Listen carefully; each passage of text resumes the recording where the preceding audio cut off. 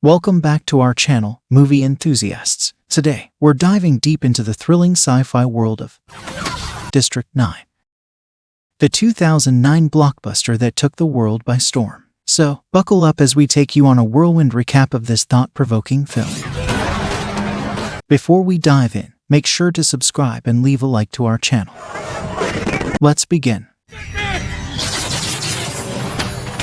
The film commences with a series of documentary-style interviews, setting the stage for the story's backdrop. 2 decades ago, an extraterrestrial vessel arrived above Johannesburg, South Africa, remaining suspended over the city for 3 enigmatic months without any communication. Eventually, humanity decides to take action, cutting into the mysterious ship. Within, they discover a multitude of aliens, frail and malnourished. These extraterrestrial beings are labeled as workers since their leaders are inexplicably absent, with speculation that a deadly plague might have wiped them out. A segment of grainy footage shows a part of the ship, assumed to be the command module, crashing to Earth, yet its location remains elusive, leaving the ship grounded and inoperable. Permission is granted for the creatures to leave their craft and dwell on Earth, though they are confined to a dismal government camp, comprised mostly of dilapidated 1- to 2-room shacks. The true name of the alien race remains unknown, and they are derogatorily referred to as prawns due to their resemblance to bottom-feeding sea creatures. Less frequently, they are called non-humans. As overcrowding and militarization take hold, the area evolves into a slum known as District 9.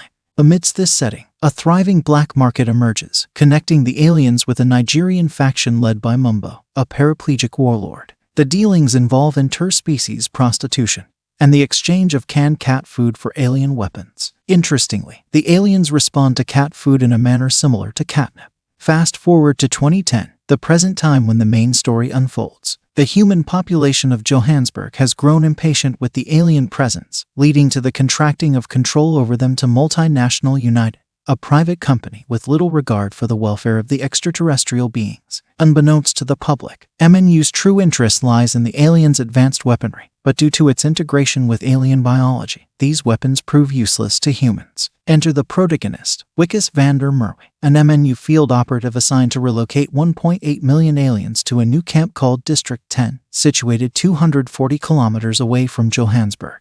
The relocation process involves assistance from private security forces working for MNU. As they carry out warrants to relocate the aliens, various contraband items, including weapons, are discovered in alien shacks. Throughout the operation, Wikus conducts inspections, accompanied by a brutal MNU military operative named Cobus Venter, who handles the aliens with cruelty. Meanwhile, in a nearby shack, an alien named Christopher has spent 2 decades distilling a mysterious black substance, which he keeps in a small black cylinder. During an eviction notice visit to Christopher's shack, Wikus accidentally exposes himself to the contents of the black cylinder, which causes immediate nausea. Unaware of the full extent of the consequences, he takes the device as evidence. However, as the day progresses, Wikus becomes increasingly ill, experiencing severe side effects from the black fluid. Later, at a surprise party in his home, Wikus experienced a terrifying illness. His nails begin to deteriorate, vomits black liquid, and collapses. He was then rushed to a hospital. It is there that doctors discover his left arm has transformed into an alien-like limb. He is subsequently detained by MNU, who confiscate the cylinder and subject him to a series of tests and experiments. To everyone's astonishment, Wikus' DNA has undergone a unique alteration, enabling him to operate the aliens' weapons with both his human and alien hand. The scientists find that his DNA is currently in a delicate balance between human and alien, causing a gradual transformation into a prawn-like creature. With permission from Wikus' ruthless father-in-law, MNU decides to harvest his body for biological material at this crucial juncture in hopes of understanding how to replicate the reaction in other human subjects in the future. During the attempted vivisection, Wikus manages to overpower his captors and escapes from MNU, desperately trying to return home. However, to his dismay, MNU agents have already surrounded his house. With limited options, he navigates through the city, shocked when he sees an all-points bulletin issued for his capture. The manipulated footage falsely depicts him engaging in unsavory activities with the aliens. With nowhere else to turn, Wikus seeks refuge in District 9. In the rundown shack belonging to Christopher, the alien he had encountered earlier, Wikus discovers the alien's young son. As he spends more time with Christopher, he begins to suspect that Christopher might belong to a higher echelon of the prawn leadership. Christopher exhibits superior knowledge of alien technology, possesses or stumbled upon the command module, and communicates more articulately with MNU officials than other aliens. Inside the shack, to his astonishment, Wickes finds the hidden mothership's command module beneath it. Christopher explains that the cylinder he had taken earlier is the power source that could fuel the module to return to the ship, where advanced technology could potentially reverse Wickes' mutation. To retrieve the cylinder from MNU, Wickes decides to steal some alien weaponry from Mumbo and his gang. Mumbo vows to capture Wickes, believing that eating his mutated arm will grant him the power to wield the alien weaponry. With Christopher's assistance, they launch an assault on MNU and succeed in reclaiming the fuel cylinder. During this operation, Christopher uncovers MNU's horrifying experiments on his fellow aliens. After a daring escape, they make their way back to District 9. However, Christopher's priorities undergo a significant shift after witnessing the atrocities committed by humans against his people. He informs Wickes that the cure for his mutation will take 3 years, during which Christopher intends to seek help for the other prawns suffering in Johannesburg.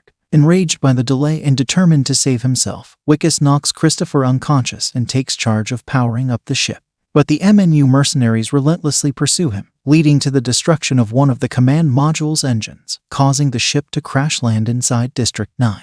After Wickes is taken captive by MNU, a fierce battle erupts between the MNU mercenaries and Mumbo's gang. Amidst the intense firefight, the Nigerians manage to capture Wickes. Just as they are about to sever his arm, Christopher's son takes control of the mothership's command module, activating various systems, including a mechanized battle suit. The suit turns against Mumbo and his gang, eliminating them after they attack it. Seizing the opportunity, Wickes enters the alien walker battle suit, initially attempting to escape but eventually deciding to rescue Christopher. Equipped with powerful weaponry like a lightning cannon, tracking missiles, and a high-powered machine gun, Wickes starts fighting the MNU men.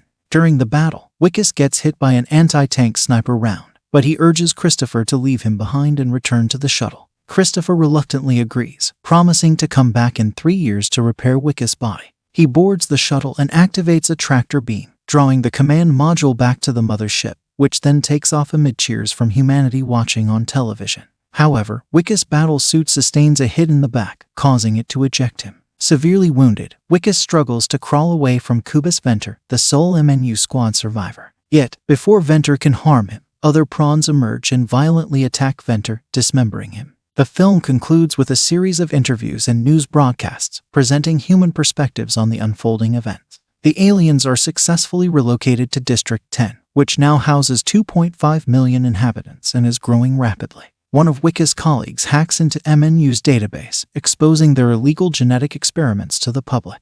Various theories circulate regarding Wickes' fate. Some believe he left on the mothership. Others think he is in hiding, captured by MNU or a government agency. Some even speculate that the aliens might return with an army to declare war on humanity. In an interview with Wickes' wife, she reveals finding a small metal rose left on her doorstep, a token of affection he often made for her. However, uncertainty surrounds its origin, and she remains unsure about its true source. The final scene depicts an alien in a junkyard, bandaging their left arm and crafting a rose out of scrap metal. And that's the end of the story. I hope you liked it. Comment down below what movies do you like us to recap next. Thank you for watching. Don't forget to like and subscribe. Until next time.